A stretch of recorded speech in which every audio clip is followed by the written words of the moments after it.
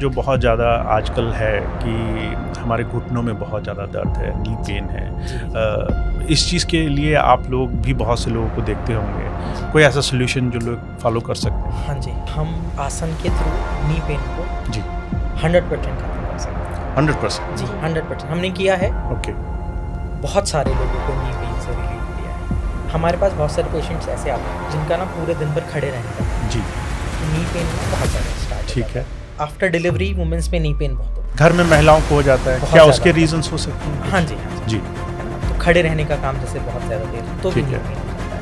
After delivery women's में knee pain बढ़ सकता है बहुत ज़्यादा। तो कुछ आसन ऐसे हैं पर्टिकुलर जिनके थ्रू हम नी पेन को रिलीफ देते हैं। जी जी उत्कट आसन, चेयर पोज हम बोलते जी। हैं, हाफ स्क्वाट पोज, ठीक है आप उसमें होल्ड कर सकते हैं। ठीक है वो बेस्ट है आपके नी पेन को क्योर करने के लिए। ठीक है।